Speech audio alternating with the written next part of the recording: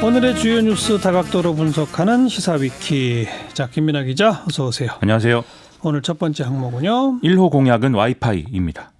와이파이 공약, 더불어민주당의 공약이죠. 그렇습니다. 오늘 이제 공공 와이파이 구축을 1호 공약이다 이렇게 발표했는데요. 2022년까지 버스터미널, 전통시장 등의 전국에 공공 와이파이 5만 3천여 개를 구축을 해서 전 국민이 통신 비용을 걱정하지 않도록 하겠다라는 게 요지였습니다. 예. 이해찬 대표는 4차 산업혁명 시대를 맞아서 모든 국민이 데이터 경제를 누리게 하는 게 목표이다라고 설명을 했고요. 조정식 정책위 의장의 경우에는 어디서든 데이터 통신비 빵원, 대빵 시대를 열겠다 이렇게 말을 만들어서 설명을 했습니다. 예, 공공 와이파이니까 정부 예산이 들어가는 거죠? 그렇습니다. 올해 약 480억 원, 내년에 2,600억 원, 2022년에 2,700억 원의 비용이 들어갈 걸로 추산이 되는데 올해 예산은 이미 확보가 돼 있기 때문에 추가 예산은 그러면 5,300억 원이 앞으로 필요하다 이렇게 볼 수가 있겠습니다. 이렇게 연도별로 예산이 나눠져 있는 것은 이 사업은 이제 단계별로 추진하기로 했기 때문인데요. 올해 중으로 전국 시내버스 약 5,100대에 추가 와이파이 설치를 하고 또 지금 와이파이 설비가 없는 초중고등학교 약 5,300여 곳에도 공공 와이파이를 추가 구축하는 것이 이제 시작입니다. 그래서 내년부터 2022년까지는 전국 모든 마을버스, 버스정류장, 터미널, 철도역, 박물관, 미술관, 도서관 및 전통시장, 관광지 등의 문화체육 관광시설, 보건소 및 복지 관련 시설 등으로 이 공공 와이파이 설치 대상을 확대한다는 건데요. 예. 또 매년 1만여 곳을 대상으로 고장 및 보안 기능 적용 여부, 품질 측정 등도 추진하기 위해서 이 예산이 필요하다라고 밝히고 있습니다. 1호 공약으로 이 와이파이를 선택한 이유는 뭘까요? 최근까지 계속된 어떤 패스트트랙 정국이라든지 또 검찰개혁 국면에서의 어떤 국민의 어떤 정치적 피로감 이런 것들이 좀 쌓인 상황이기 때문에 또다시 어떤 논란이 예정되는 공약을 추진하는 것도 이제 부담스럽고 해서 실제 국민의 생활이 도움이 되는 이런 정책들을 선보여서 좀 민생을 챙기는 모습을 보여주겠다는 거 아니냐 이런 해석이 나오고 있습니다. 네. 그리고 특히 젊은 유권자층의 긍정적 반응을 이끌어내기 위한 고려도 좀 보이는데 예를 들면 이거 언론에 공개할 때 이해찬 대표가 직접 이 공약을 설명을 하는 동영상이 이제 같이 공개가 됐거든요. 근데 그걸 이제 그냥 설명하는 게 아니라 랩으로 설명을 하고 있어서 그게 좀 약간 화제가 되기도 했습니다. 네. 이해찬 대표가 랩을 했어요? 이 랩을 하는 음성이 이제 들어있고 그다음에 화면에는 이해찬 대표의 머리가 열리면서 그 머릿속에서 이런 다양한 아이디어들이 쏟아져 나오는 그런 재미있는 영상이 공개가 됐습니다. 참신하긴 한데 반대로 좀 무게감이 떨어지는 거 아니냐 1호 공약으로는 이런 얘기도 있을 것 같아요. 그렇죠. 원래는 이제 청년이나 경제 정책의 어떤 청사진이라든지 아니면 모병제 도입 이런 좀 파장이 클 수 있는 공약을 실제로 검토했다는 얘기도 있거든요. 근데 앞서에 말씀드린 이유 때문에 생활 밀착형 공약을 강조하는 걸로 좀 방향을 바꿨다고 합니다.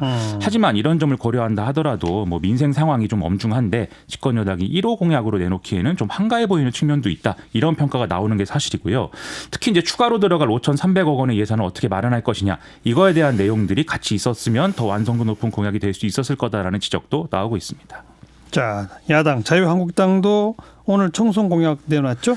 그렇습니다. 자유한국당은 지난 9일에 공수처법 폐지를 공약으로 발표한 바 있기 때문에 따지면 이게 1호 공약인데 오늘 희망경제공약이라는 이름의 공약을 이게 진짜 1호 공약이라면서 발표를 했습니다. 문재인 정부의 어떤 적극적 재정정책에 제동을 걸고 노동시장 개혁과 탈원전 정책의 폐기 등을 추진하겠다는 내용입니다. 진짜 1호 공약이라고 그랬다고요? 그렇습니다. 지난 9일 날은 1호 공약이 공수처법 폐지라고 하지 않았었어요? 그렇습니다. 그런데 이걸 굳이 1호 공약으로 이름을 붙이고 싶은 그런 또 마음이 나름대로는 있을 것 같습니다. 희망경제 공약이? 그렇습니다. 구체적으로 내용이 어떤 겁니까? 먼저 재정 건전화를 위한 이제 재정 준칙 도입을 법으로 명문화하겠다 이렇게 얘기를 하고 있고요. 다음에 예산 편성 시에 GDP 대비 국가 채무 비율을 40% 이하로 유지하고 관리 재정 수지의 적자의 GDP 대비 비율도 2% 이하로 하겠다. 즉 앞으로 돈을 아끼도록 하겠다 이런 주장을 했습니다. 또 에너지 관련법 개정을 통해서 이제 탈원전 정책을 폐기하는 것을 법적으로 뒷받침하고 신한울 원전 3, 4호기 건설과 월성 1호기 재가동을 추진하겠다고도 약속을 했고요. 또 노동조합 편향 노동정책에서 균형 잡힌 노동정책으로 전환하겠다는 내용도 공약에 포함이 되어 있습니다. 그리고 주 52시간제 근로제 부작용 최소화를 위해서 탄력근로제, 선택근로제, 재량근로제를 이제 획기적으로 도입한다 이런 내용도 있고요. 강성노조의 특권을 내려놓게 하기 위한 노동조합법 개정을 추진하겠다 이런 주장도 들어 있습니다. 내용이 너무 많은 거 아니에요? 그렇죠. 이게 뭔가 현 정부 정책에 크게 이제 반대를 하겠다라는 취지를 강조하다 보니까 이렇게 된 것 같은데요. 특히 내용 중에는 여권 실세들이 개입했다라는 의혹이 일부 언론을 통해서 제기된 바 있는 이 태양광 사업에 대해서 국정조사 및 특검 법안을 추진을 이제 하겠다 이런 내용도 있는데 이게 이제 이 공약의 정치적 성격을 좀 보여주는 부분인 것 같습니다. 또 보수 통합을 역시 또 자유한국당이 추진하고 있다는 점에서도 이런 공약이 현 정부에 반대한다라는 어떤 보수 세력의 공통 분모를 강조하는 효과를 또 의도한 것으로도 해석이 되는데요. 예. 오늘 황교안 대표는 문재인 정권은 심판하고 나라를 살리는 게 대의라면서 우선 이겨놓고 난 다음에 다른 얘기를 해야 한다고 이 통합의 당위를 재차 주장한 바도 있습니다. 근데 재정 문제, 탈원전, 주 52시간 노동조합 문제 여러 가지가 하나로 다 묶여 있으면 머리에 기억 남는 게 없거든요. 그렇죠. 그런 측면이 있습니다. 좀 복잡한 내용이기 때문에 따로따로 얘기를 했으면 더 잘 이제 와닿았을 것 같습니다. 그러니까요. 그런 면에서는 와이파이, 공공 와이파이 1호 공약 더불어민주당이 조금 기억하긴 더 쉬운 거죠. 그렇죠. 네, 우리의 일상생활과도 밀접하기 때문에 좀 더 기억하기는 쉬운 것 같습니다. 정의당도 총선 공약 발표했다던데요? 그렇습니다. 얼마 전에 만 20세 국민에게 현금 3천만 원을 지급하겠다라는 1호 공약을 내놓은 바 있는데요. 오늘은 전월세 안정 등의 어떤 부동산 관련 공약을 2호 공약으로 내놨습니다. 전세 계약 기간을 3년 단위로 하고 계약갱신 청구권을 2번까지 보장을 해서 무주택 서민이 최대 9년까지 걱정 없이 이제 전월세 거주를 보장받을 수 있도록 하겠다. 이런 내용이고요. 예. 또 1인 청년 가구에 월 20만 원의 주거 지원 수당을 3년간 지급하겠다. 이런 내용도 이 공약에 들어가 있습니다. 이렇게 1호 하면은 1인당 3천만 원, 2호 하면은 최대 9년까지 전세. 이렇게 딱 머릿속에 기억이 남도록 하는 게 사실 맞는 거죠. 그렇죠. 홍보로 보면은 이게 맞습니다. 그렇죠. 네. 근데 이렇게 하려면 돈을 얼마나 든답니까? 연간 1조 2천억 정도가 들어갈 것이다라고 정의당은 추산을 했는데요. 1인 청년 가구한테 20만 원씩 줘야 되니까. 그렇죠. 그런 것도 있고 이제 그 부과되는 어떤 법령 개정에 따른 어떤 추가 비용 등이 이제 들어가겠죠. 그래서 이제 이 재원마련 어떻게 할 거냐 이거에 대해서는 1가구 1주택 소유자를 포함해서 부동산 보유세를 강화할 것이다. 이렇게 주장을 하고 있습니다. 그래서 종합부동산세 세율을 현행보다 이제 0.3%포인트에서 3.5%포인트까지 최대로 올리고 또 기업과 사모펀드가 보유한 부동산에 대해서는 특히 과세를 강화하겠다라는 게 정의당의 주장입니다. 전반적으로 정치권이 내놓고 있는 공약들 어떻게 봐야 될까요? 여당은 아무래도 이제 정부 정책의 성과라든지 그걸 이제 좀 민생에 초점을 맞춘 선거전을 이제 펼칠 것이다. 이렇게 좀 이런 느낌이 들고요. 보수 야당의 경우에는 앞서 말씀드린 바대로 정권 심판론에 기댄 어떤 정치 기획이나 선거 캠페인을 준비하고 있다. 이런 느낌입니다. 그리고 여기에 이제 반해서 진보 정당의 경우에는 좀 틈새 시장을 노려서 정책으로 승부한다. 이런 좀 어떻게 보면 전형적인 구도이다라는 평가가 가능할 것 같은데요. 더불어민주당과 정의당 모두 청년 유권자층에 지금 초점을 맞추고 있는 현상 이것도 좀 주목할 대목인 것 같습니다. 현재 법여권의 어떤 약점이자 동시에 기회 요인이 될 수 있는 대목을 각자 이제 잘 알고 있다라는 뜻이기도 한 것이죠. 각 정치 세력이 앞으로 이렇게 공약을 계속 이제 발표해 갈 걸로 보이는데요. 보는 입장에서 이런 여러 정치공학적 효과를 이제 따지는 것도 중요한데 이런 공약들이 한국 사회를 어떻게 바꾸겠다는 것이냐 이 내용에도 좀 집중해서 평가할 필요가 있을 것 같습니다. 네, 사회기 두 번째 항목은 검찰개혁의 여진입니다. 어떤 여진입니까? 이 검찰개혁 법안이 국회를 최종적으로 통과를 하면서 법무부와 대검이 후속 작업에 들어가는 가운데 여러 군데서 좀 잡음과 파열음이 나타나는 양상인데요. 먼저 법무부는 검찰개혁 입법의 후속 조치를 위해서 개혁입법 실행 추진단을 발족하겠다 이렇게 밝혔습니다.